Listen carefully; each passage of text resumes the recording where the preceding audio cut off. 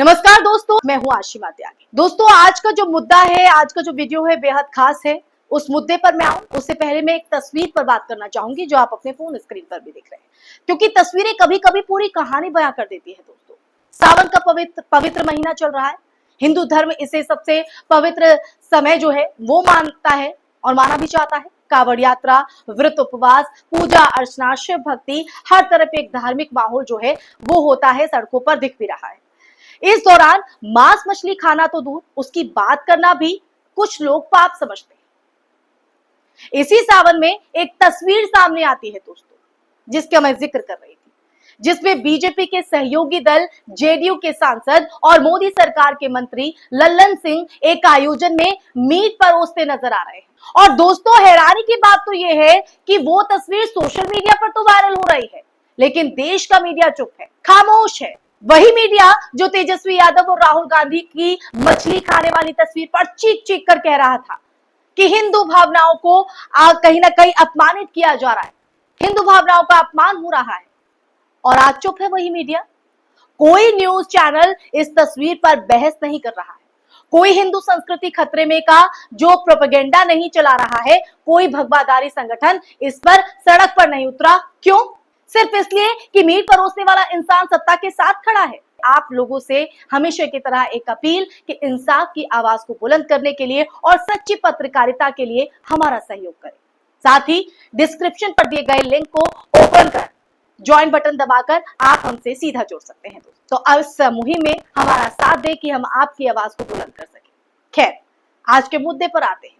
Media की बात में कर रही थी। ये वही मीडिया है दोस्तों जो राहुल गांधी की थाली में मछली देकर दिन भर डिबेट करता है, लेकिन मोदी के मंत्री की थाली में मीट देकर आंखें मूंद लेता है। क्या गलत है? ये वही सत्ता है जो मुसलमान के घर में बीफ की अफवाह पर बुलडोजर चला देती है। जी हाँ, बुलडोजर चला देती है, लेकिन अपने नेता की थाली पर सवाल नहीं उठाती। यही है न्यू इंडिया का न्यू नैरेटिव दोस्तों। क्या गलत है ये? यहां धर्म अब आस्था नहीं है, सत्ता का उपकरण है। यहां आस्थाएं चुनकर आहत होती हैं। अगर मीट किसी मुसलमान की थाली में है तो हिंदू धर्म खतरे में है, लेकिन वही मीट अगर बीजेपी के मंत्री की थाली में है तो वो व्यक्तिगत चयन और संस्कृति का हिस्सा है। यही है भारत का सबसे बड़ा पाखंड, जो अब धीरे धीरे आम हो चुका है। इसलिए दोस्तों, आज इस पर बात करना जरूरी हो जाता है। सावन में देश के कई हिस्सों में मांस की दुकानें बंद कराई जाती हैं। सरकारी आदेश निकलते हैं कि हिंदू समाज की भावनाओं को ध्यान में रखते हुए, उनकी जो भावनाएं हैं वो आहत हो सकते हैं, इसलिए ये फैसला है। लेकिन उन्हीं इलाकों में शराब की दुकानें खुली रहती है, मदिरापान हो सकता है, वो शराब जो हिंदू धर्म में भी वर्जित है और इस्लाम में भी। इस पर कोई प्रतिबंध नहीं लगता, उसका कोई धर्म नहीं होता, क्योंकि उससे टैक्स आता है, मुनाफा आता है। तो सवाल यह है कि क्या धार्मिक भावना सिर्फ उस चीज से आहत होती है, सिर्फ उस चीज से कि जो मुस्लिम समुदाय से जुड़ी हो? क्या हिंदू भावनाएं मांस से आहत होती हैं, शराब से नहीं? क्या मुसलमानों की धार्मिक भावना को कभी कोई महत्व मिलेगा? रमजान के महीनों की अगर बात करें तो शराब की दुकानें बंद नहीं होती। ईद पर तो जानबूझकर सोशल मीडिया पर बीफ खाने की जो तस्वीरें हैं वो पोस्ट की जाती हैं, लेकिन सावन में मुस्लिम दुकानदारों से दुकानें बंद करवा दी जाती हैं, उनका धंधा चौपट कर दिया जाता है। फिर कहा जाता है कि भारत सबका है। कैसे है? कैसे आप ये परिभाषा देंगे कि भारत सबका है? देश में आज एक शिक्षक अगर स्कूल में 4 रकात नमाज पढ़ ले तो हंगामा मच जाता है, शोर मचता है, चीख चीख कर डिबेट होती है। अगर कोई मुस्लिम पुलिस अफसर दाढ़ी रख ले तो नोटिस मिल जाता है, कोई मुस्लिम अफसर टोपी पहन ले तो भी उसे ट्रांसफर की धमकी दे दी जाती है। लेकिन यही देश तब खामोश रहता है, जब चुप रहता है, जब वर्दीधारी पुलिस वाले कावड़ उठाकर चलते, त्रिशूल लेकर सड़क पर उतरते, मंदिरों में जाकर आरती करते, उन्हें संस्कृति का प्रतीक बताया जाता है, राष्ट्रभक्ति का कहीं ना कहीं चेहरा उनको बना दिया जाता है। यही होता है ना। ये दोहरा मापदंड अब संविधान को भी पीछे छोड़ चुका है दोस्तों, क्योंकि संविधान कहता है कि धर्म व्यक्तिगत मामला है। लेकिन अगर भारत में अब देखा जाए तो अब भारत में धर्म का मतलब सिर्फ बहुसंख्यकों को सुविधा देना और अल्पसंख्यकों को डराना, उनकी आवाज को दबाना। संभल की तस्वीर आपको याद होगी, याद कीजिए वो मंजर। एक पुलिस अधिकारी हाथ में घड़ा लेकर फोटो खिंचवा रहा था, वर्दी में धार्मिक प्रतीक धामे हुए, बिल्कुल धार्मिक प्रतीक थामे हुए। क्या किसी मुस्लिम अफसर को ऐसा करने की इजाजत मिलेगी? अगर वो कुरान हाथ में ले ले, टोपी पहन ले, तो क्या उस पर भी धर्मनिरपेक्षता के नाम पर उंगली उठेगी? नहीं, उस पर तो सीधे आतंकवादी से लेकर गद्दार तक का जो टैग है वो लगा दिया जाएगा दोस्तों, कि उसने गुनाह कर दिया है। जबकि वर्दी में तिलक लगाकर मंदिर जाना आज कर्तव्य बन गया है। ये देश में अब धार्मिक पहचान से नागरिकता का दर्जा कहीं ना कहीं तय होता है। बहुसंख्यक समुदाय के लिए धर्म गर्व है, अल्पसंख्यकों के लिए संदेह, शक की निगाह से उन्हें देखा जाता है। और दोस्तों, अगर ये सब सिस्टम के अंदर समा चुका है तो जिम्मेदार आखिर कौन है? कौन है? क्या ये सब यूं ही हो रहा है? नहीं, इसकी जिम्मेदारी सीधे प्रधानमंत्री नरेंद्र मोदी पर जाती है। उनके नेतृत्व में ये दोहरापन धीरे धीरे सत्ता की रणनीति बन गया है, सुनियोजित रणनीति। उनके मंत्रियों और सांसदों की तरफ से रोज मुसलमानों के खिलाफ जहर उगला जाता है।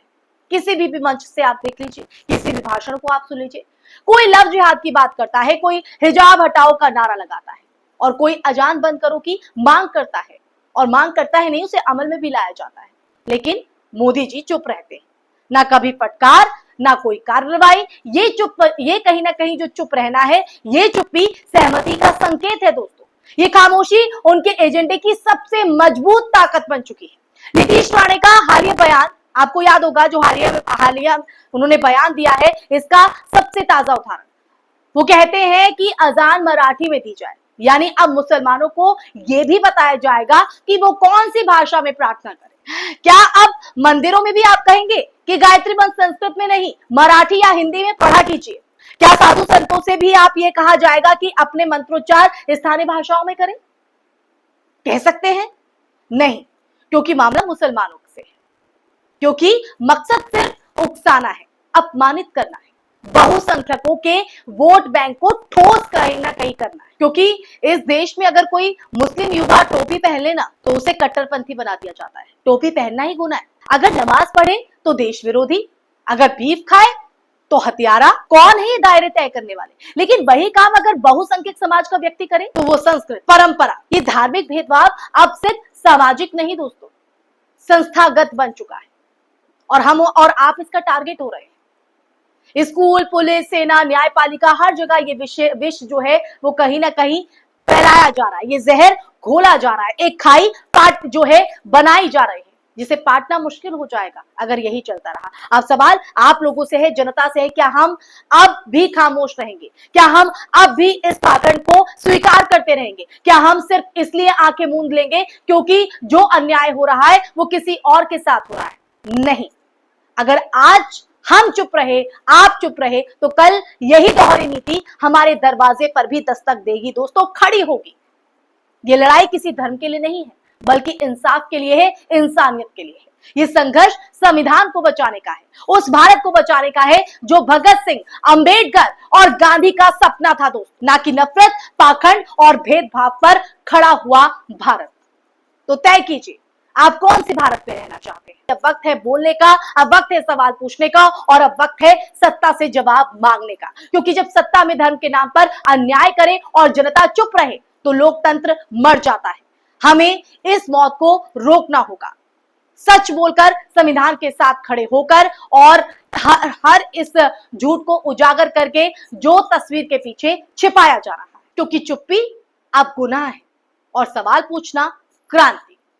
तो अब आपको क्रांति का हिस्सा बनना है या गुनाह का, ये आप तय कीजिए। इसी के साथ इस वीडियो में फिलहाल के बस इतना ही। आपको मेरी वीडियो पसंद आई हो, मेरी बात से सहमत है या असहमत है, आप दोनों ही राय हमारे साथ हमारे कमेंट बॉक्स में जरूर साझा कीजिएगा, और साथ ही साथ हमारे इस वीडियो को ज्यादा से ज्यादा शेयर कीजिएगा और हमारे चैनल को सब्सक्राइब भी कीजिएगा। इसी के साथ दोस्तों मुझे दीजिए इजाजत। नमस्कार, जय हिंद।